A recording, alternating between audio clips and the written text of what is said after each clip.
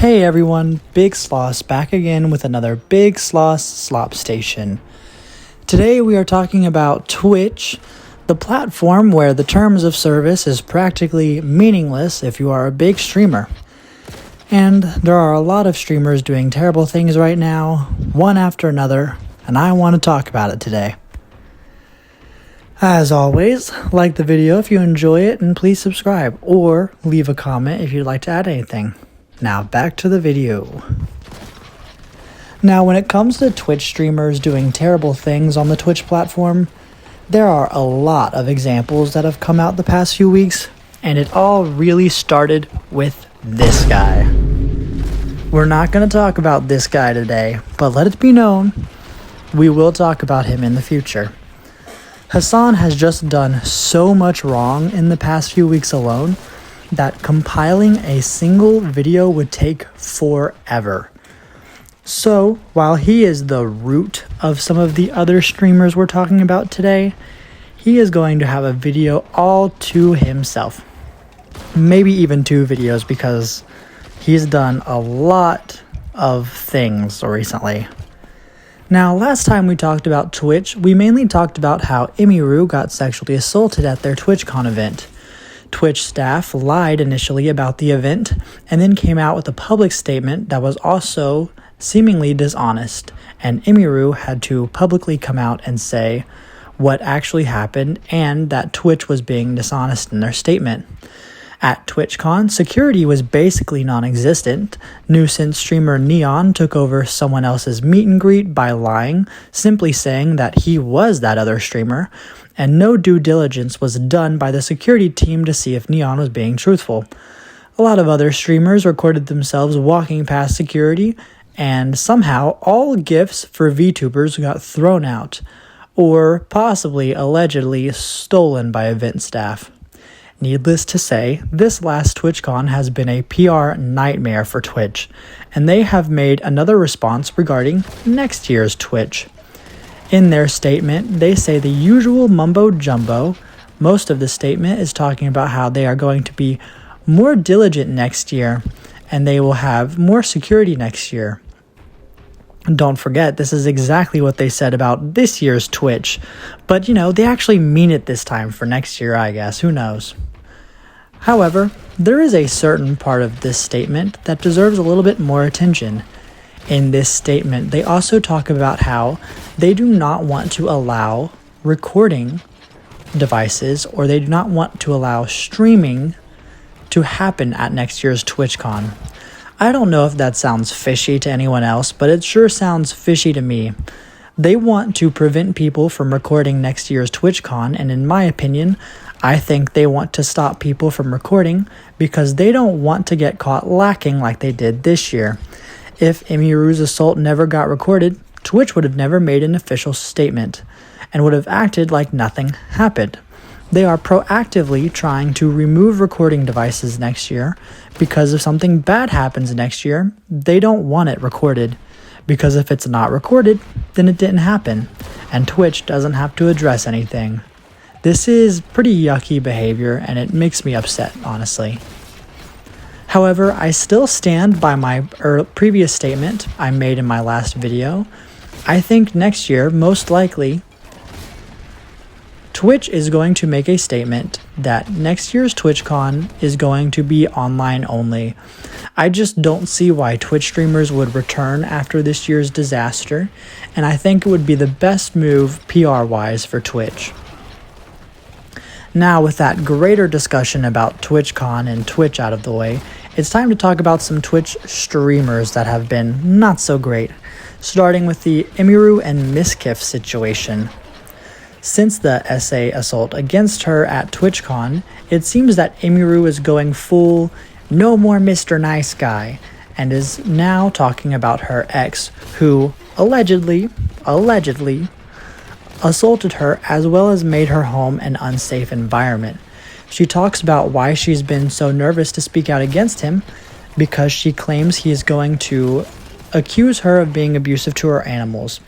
And like clockwork, after she talks about what she went through, Mizkif immediately falls for it, hook, line, and sinker, and says she abused her animals.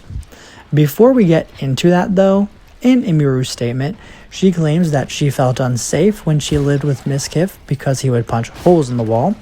He broke the door out of the house closest to Imiru. He would get angry and threaten her whenever she got more views than him. He controlled what she wore and what time she could stream because he didn't want to compete with her on Twitch. He even got mad at her because she was using the same class as him in World of Warcraft. How much of a loser can you be? She brings up a bunch of messages to provide evidence for these allegations, and needless to say, things look pretty bad. In Mizkif's response, he says that she abused animals, like I mentioned before, and provides photos of the bunny cages as evidence. Here's the problem. He is just showing photos of a bunny cage with poop all over it and some bugs. There is no bunny to be found, and there is no video of her harming animals. If you've ever had a bunny, you know they poop a lot, and one of Imiru's friends said Imiru left a bunny cage at Mizkif's when she was moving out, so he must have waited for it to get so bad so he could take a photo of it to use as blackmail for the future. Now, let's be fair, this is Imiru's friend defending her. She is obviously biased in Imiru's favor, and she could just be saying this stuff to protect her friend, right? And that could be a plausible scenario, but this is kind of where things get weird.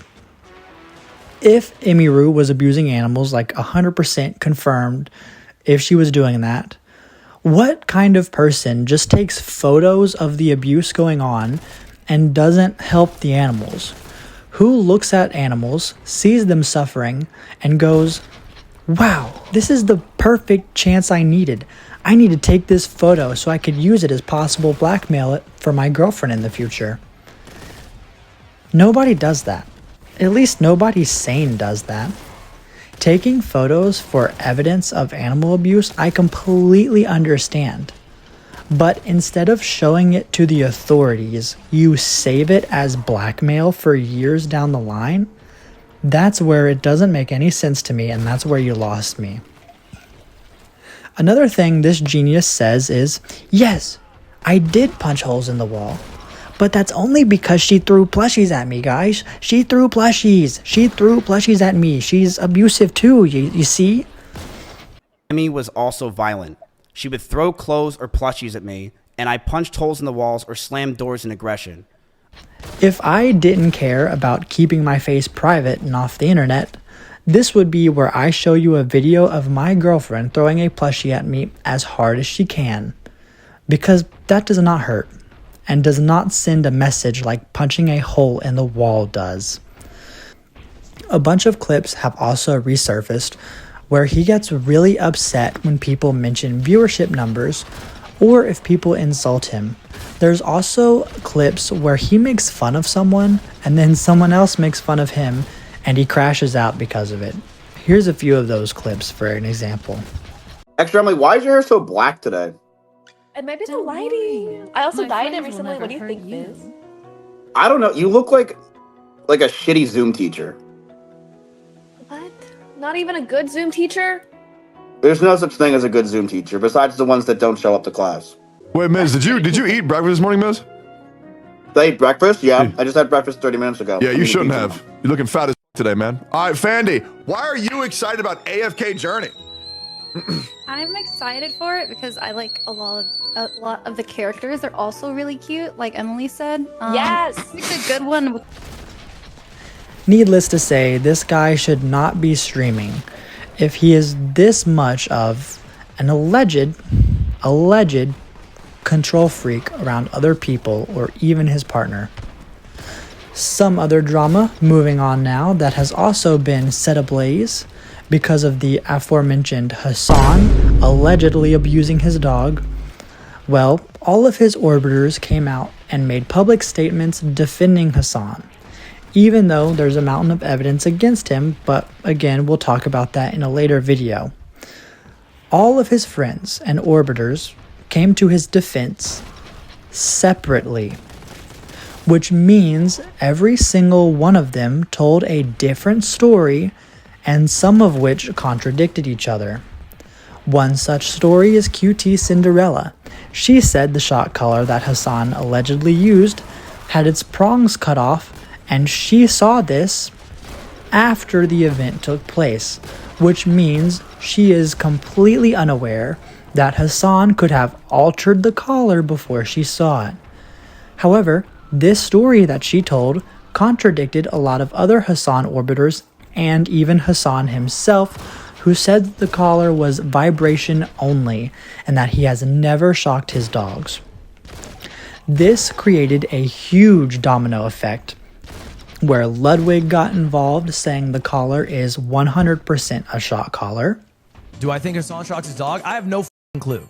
I think he lied about having a shock collar. I think he 100% had a shock collar based off what's on my For You page. Maybe I'm getting psyoped. He's adamant that he hasn't shocked her, but that 100% is a shock collar. He also said it wasn't brave to call out Hassan because everyone is doing it. And I think when you come in and you say, oh no, you're going to get the Hassan call now, I think like you are like genuinely pathetic. Like you are still pretending to live in a universe where it is like brave to speak out against Hassan, as if that is not like the popular side to be on. Truly, I think it's pathetic. But because his audience is Hassan's audience, and they are politically pretty feral people, both Ludwig and QT Cinderella got a lot of hate. This caused Ludwig to fold under the pressure 2 days later and take back everything he said. Why does Twitter hate you? Okay, so basically I had a clip go viral from the whole conversation, and it was about Hassan, where I said, that dog 100% has a shock collar. Follow up, maybe, I think, I'm not sure, I might have gotten psyoped. That. Even though he said it's not brave to call out Hassan.